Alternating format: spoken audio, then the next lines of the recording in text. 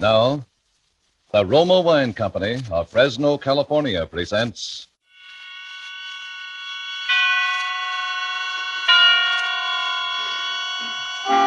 Suspense.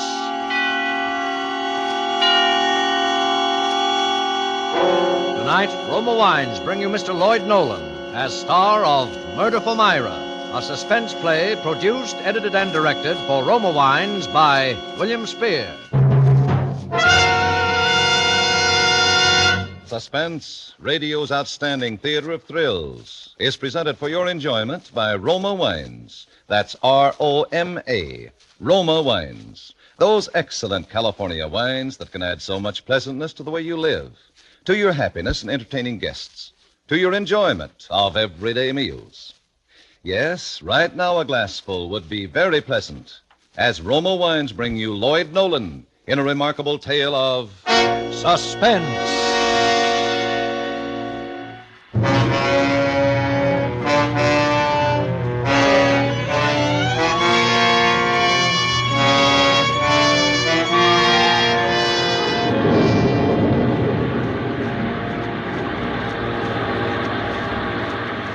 It was raining hard. I was on the bus for Hollywoodland. Myra had said, "Take the last bus, Ernie. That'll get you to the house at about 1:30, and I'll see to it that His Highness and I don't get home from the party until after 2. That ought to give you plenty of time to get set." well, I had taken the last bus, and it was 1:10, and we were coming to Beechwood Drive. Don't ride all the way. Get off at Beechwood and Franklin and walk up, just in case. I pulled the cord. I was following Myra's instruction to the letter.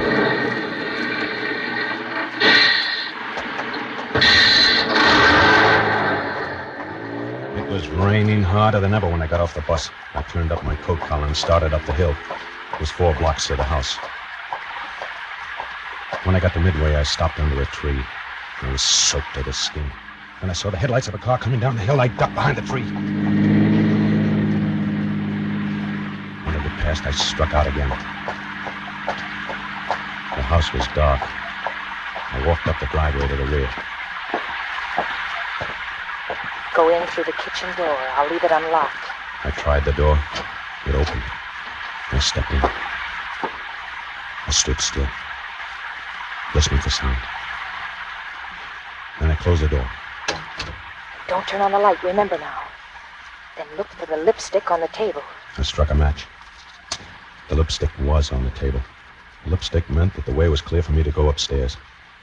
The match went out, and I stuck the burnt end in my pocket.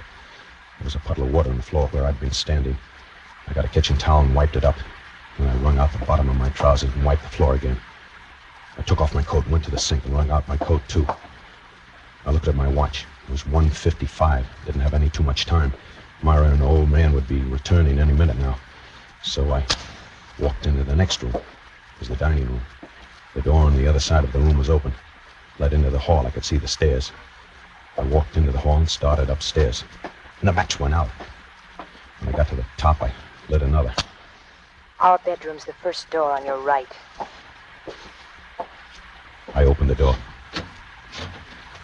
Saw the twin beds. I'll keep him late at the party, so that by the time we get home, he ought to be pretty knocked out and fall asleep in no time. He'll have been up since 6 a.m. And there was the clothes closet. I opened the closet door and stepped in. You'll find the hammer on the top shelf. I'll hide it behind some old hats of mine. I was groping for the hammer when I heard a car turning into the driveway. My first impulse was to run to get out of the house. Now that the time had come, I was afraid. I was deathly afraid. I started for the door and... You've got to go through with it, darling. It's the only way. It's his life or mine. Don't you see? If you love me, you'll do it. I took hold of myself and stepped back into the closet and closed the door. I recalled thinking, this can't be me. Ernest Cobb, hiding in the dark with a hammer in my hand, waiting to kill a man I don't know. A man I've never even seen. Waiting to murder him in his sleep. This must be somebody else.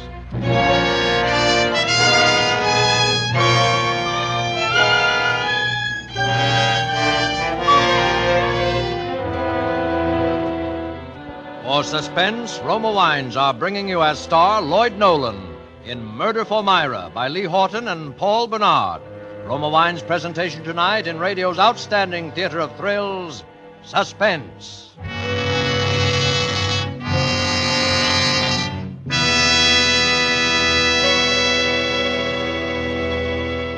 Elsa Maxwell's ideas on gracious entertaining are followed by women all over America. The other day, she said this about Roma wine. One of my favorite wines is distinguished Roma California Sherry, a glorious gold and amber wine, delightfully light and nut-like in taste. Roma Sherry is ideal for any occasion, before dinner with appetizers, or during the friendly evening hours. Yes, good Roma Sherry, like all Roma wines, is always unvaryingly good. The goodness of carefully selected grapes, brought to perfection in California's choicest vineyards, gently pressed, then, unhurriedly, guided to flavor richness by Roma's ancient winemaking skill. Yet all this goodness is yours for only pennies a glass. Remember, because of uniformly fine quality at reasonable cost, more Americans enjoy Roma than any other wine. R-O-M-A, Roma Wines. And now Roma Wines bring back to our Hollywood soundstage Lloyd Nolan in Murder for Myra, a narrative well calculated to keep you in suspense.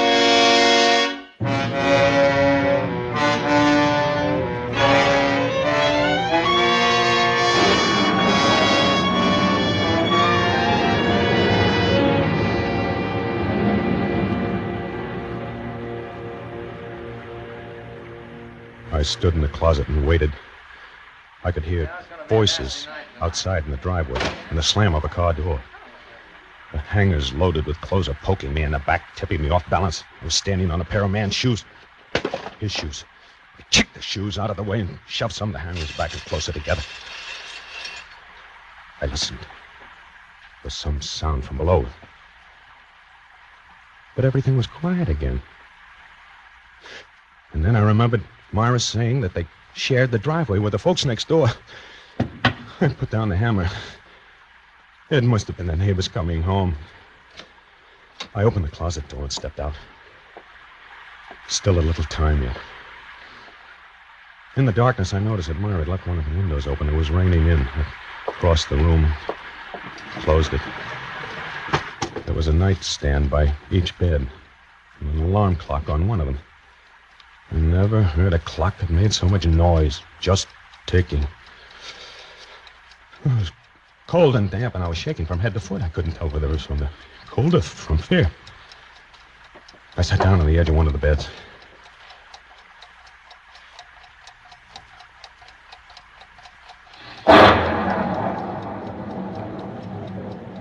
Then I decided to have another look at the hammer. In a few minutes, I was going to have to use that hammer. It's a big, heavy one, Ernie. It'll do the trick, all right.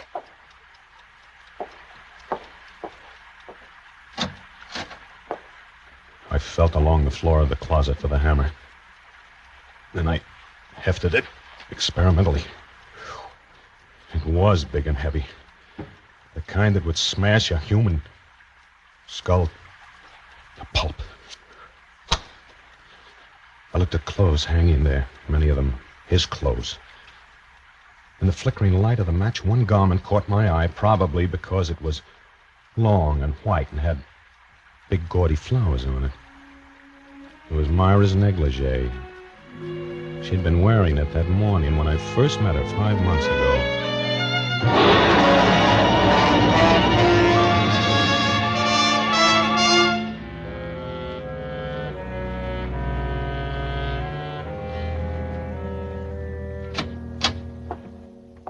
Hello. What can I do for you? Oh, good morning. I hope you'll excuse me for bothering. You see, I'm taking a poll of homeowners. What kind of poll? Well, it has to do with your post-war plans. I don't have any. My husband does the planning in this family. I just go along for the ride. Oh, I see. Well, still, if you're not too busy, I would like to ask you a few questions. Why not? I'm just sitting around twiddling my thumbs. Come on in. Thanks. Thank you. It's a beautiful day outside, isn't it? Is it? I hadn't noticed. I sat down on the sofa and opened my portfolio. I felt ill at ease. Bare emotions do that to me, and Myra's emotions that morning were as bare as her throat in that low-cut negligee. I knew right away that she'd had a row with her old man. In my business, you get so you can figure out things like that. And it was as plain as the nose on my face. My nose was pretty obvious that day. I'd been to the beach and I was burned to a fiery red and my nose was peeling. She laughed then, at me, I guess. You got quite a case of sunburn, Mr. Cobb. Ernest Cobb. Yes, I have, haven't I? That's too much beach, I guess. I haven't been to the beach in 2 years. Oh, don't you like it? Sure, but what difference does that make? His Highness doesn't. His who? My husband. Let's have the quiz. Oh, yeah. Yes, of course. Now, first, your name is... Blair. Myra Blair. His name is Ray. And his business? He's an aircraft engineer. A scientist. And you don't work? No, I'm just the housewife. The little homemaker. You don't sound as though you fancy the role, Mrs. Blair. I hate and despise it. Oh, that's a shame. Any children? Yes, a daughter of 4 named Julie. She's at nursery school. And now for the questionnaire. Are you do you know whether or not your husband is planning any extensive repairs or remodeling on your home after the war? I haven't the foggiest notion. It's like I told you. I'm part of the decorations here. What I think and how I feel doesn't count. Oh. I suppose you think I'm talking out of turn. Well, I am. I'm sick and tired of the whole mess. He comes home and smokes his filthy pipes and tinkers around his workshop down in the cellar, and I just sit here. Night after night, it's the same thing. Look at me. Am I so hard to take? Well, he's probably just got his mind on other things. Yeah, I know. Planes. That's all I hear. That's the war, Mrs. Blair. He's phooey. It was the same before the war started. I'm not getting any younger. I want to have some fun. Do you blame me? But no. I think everyone's entitled to some fun and good times, Mrs. Blair. Call me Myra. I never did like being called Mrs. Blair. About the questionnaire. Now, perhaps you can answer me... Phooey to the questionnaire. I'm sorry. I'm just in a nasty mood, that's all. I had a fight with him last night and another one this morning. I had to blow my top to someone. You just happen to be it. Oh, that's all right. About your questions, honestly, I don't have the answers. It's like I said. Sunburn of yours, you better do something about it. Well, it does burn pretty much, all right. My hands are cold. Does this feel good? She bent over me, and I could feel her breath in my ear. One lock of her hair fell away from her forehead, and it brushed my nose. Then her fingers touched my face, and I did something crazy. I reached up and grabbed her by the shoulders and kissed her on the mouth. And the next thing I knew, she was in my arms. And she was kissing me and sobbing in a sort of a spilling over of emotions that left me scared and limp as a dish rag. Oh, there, that's...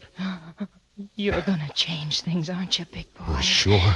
You'll help me? Sure, I'd do anything for you. Anything.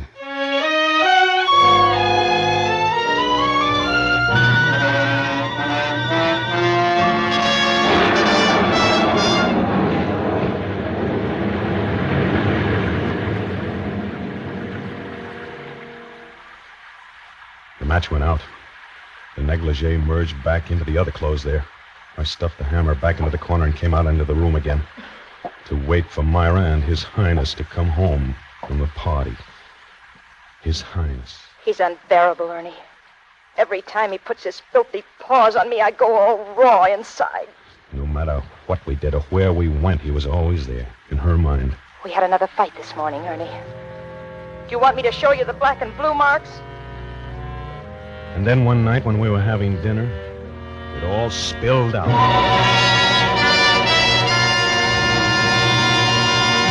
There's only one answer, Ernie. I gotta get rid of him. Well, that's what I've been saying all along. You've got to divorce him. No, Ernie. That isn't what I mean. Well, then what? I mean I'm gonna have to do away with him. Myra. What? You're out of your mind. You don't know what you're saying. No, yes, I do. I've thought it all out. Myra. Don't say such a thing. Don't even think it. What you're suggesting is... Murder, Ernie. That's right. Murder. I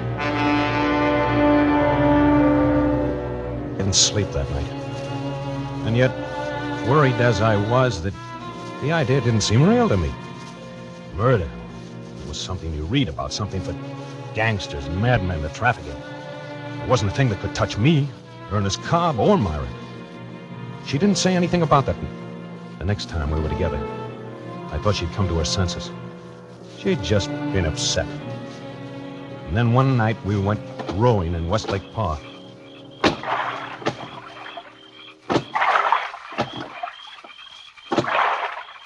He's bought a gun. He's threatened to kill me. He wouldn't dare. It's him or me, Ernie. I gotta get rid of him. Well, get rid of him, yes, but not that we... What other way is there? I don't know, but... What other way is there? Name it. Well, how are you going to do it, Myra? I'm gonna poison him.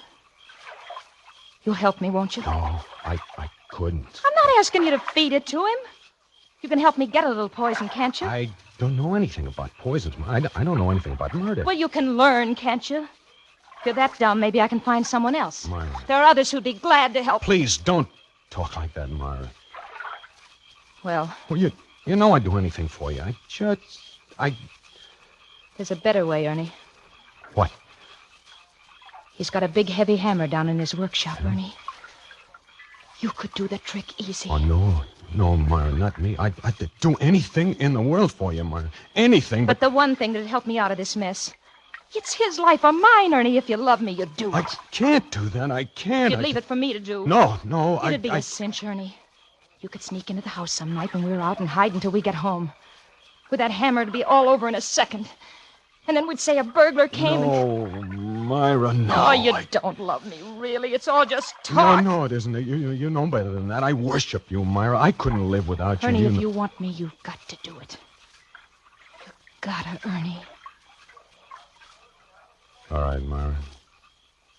I suppose I knew I'd have to. It's just a little hard to get used to the idea, that's all. But I'll do it.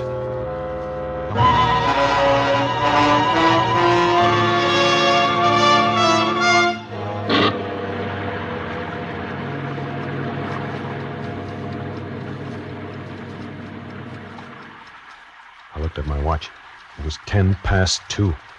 I'd be home soon. I lost my nerve once and started downstairs, and someone walked past the house, that's all. Just walked past the house. I ran back up into that bedroom with my heart pounding so that it drowned out the sound of the clock. Then the headlights of a car flashed across the wall. A car that was turning into their driveway. There was no mistaking it this time. This was it. I could hear the voices of a man and a woman. The woman's voice was Myra's. Slam up a car door. Footsteps on the cement driveway. I eased back into the closet once more. Felt for the hammer on the floor and closed the door, all but a little crack. Then I heard the front door open and close. Somebody walking upstairs.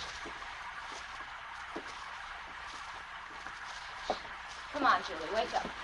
Wake up now, darling. Come on. We've got to get undressed. Go to bed. It was Myra. The kid was asleep and she was carrying her. That's the girl. Now stand up. That's it. Turn around, darling, so Mama can unbutton your dress. There. You go in your own room, dear. Take off your shoes. Mama will be right in. I heard her walking toward the closet. Ernie, are you there? Yes. I knew she was standing there, but I couldn't see her. I groped for her in the darkness. My hand touched her shoulder, and then she was in my arms, her body pressed against mine, and I was kissing her. Did you find the hammer? Oh, Myra, I Did you find the hammer? Yeah, the hammer, yes. He's putting up the car. He'll be up in a minute. Myra, it's all off. I can't do it. You've got to. I can't do it. Ernie, listen to me. I can't. I tell you, I Shut can't. up and listen to me. Ernie, you say you love me. Oh, you know I do. I worship And you want me, don't you? More than anything in the world. All right, then. If you want me, you got to do it. But Mommy! Coming, darling. Quick, Ernie, you'll do it. I'll do it. Of course I'll do it. I knew you would. Mommy! She kissed me and closed the door. And then I heard him coming upstairs. and switched on the light. I heard him moving around. I figured he was undressing and getting ready for bed. Well, is she asleep? She will be in a minute. Well, that kid isn't getting enough sleep, Myra. Now, don't start that again, please. Where are you going? Oh, the clothes closet to get my pajamas. Why? I held my breath. I'll get them for you. I flattened myself against the wall. She opened the door, reached for the pajamas. Our eyes met for an instant, and she was gone. The door closed. Here you are. Well, thanks. What are you hiding in there? What do you mean hiding? Well, the way you made a dive for that door, I thought nuts. that... What would I be hiding? I don't know. I just said... What are you doing?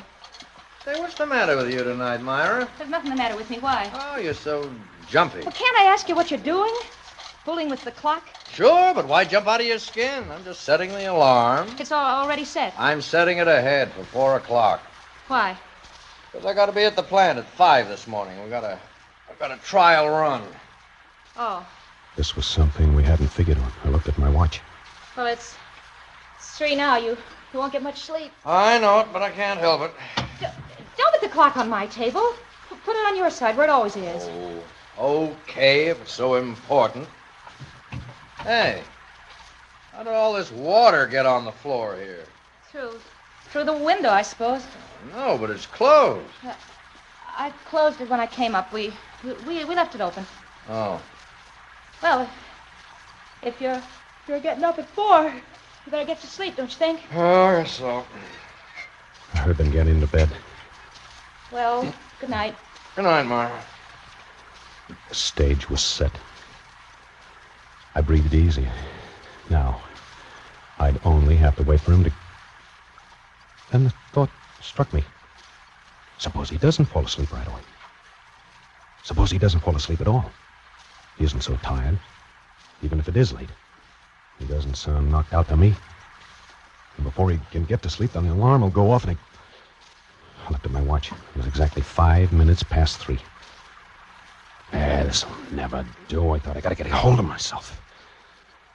I've got nearly an hour yet, and in that time he ought to...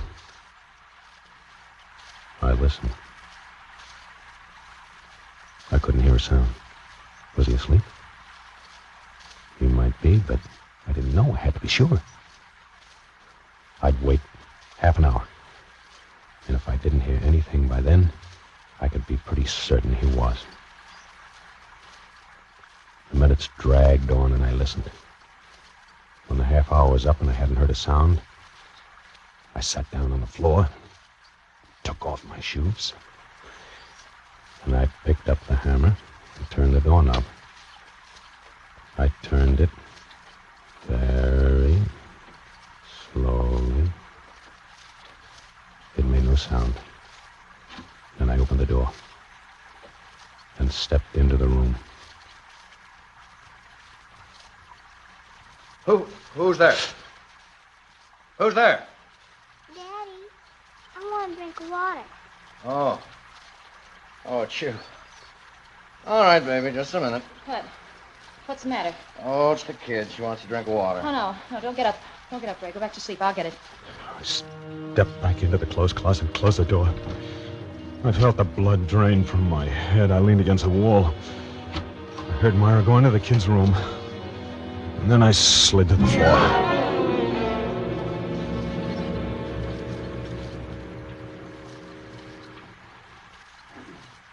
I guess I must have passed out then, or fainted, or something. Because the next thing I remembered was sitting up, startled, wondering where I was.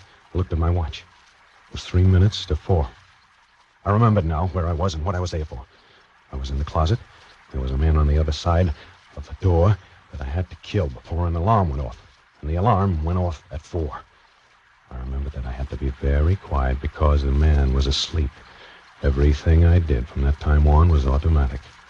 I acted like a man in a dream. I picked up the hammer and stood up. I opened the door and crept into the room. I could see the hands of the clock by his bed. It was almost 4. I didn't breathe. I only listened.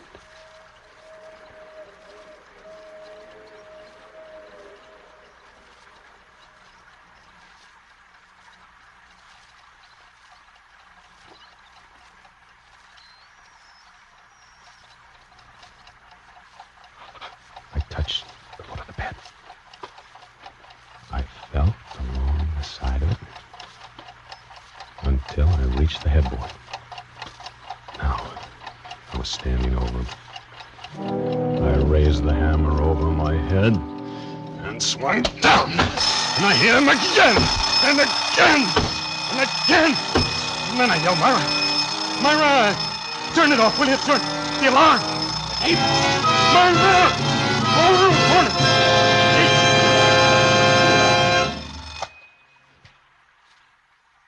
And then the light went on. And I was looking at a man sitting up in the other bed. And he was pointing a gun at me. Hello, Ernie. I moved the clock. You saved me a lot of trouble. I looked down at the bed I was standing over. And I saw Myra. And blood. And the hammer. And suddenly I felt an insane desire to laugh. And then a sob caught in my throat. I couldn't control myself. I started to laugh. I couldn't stop.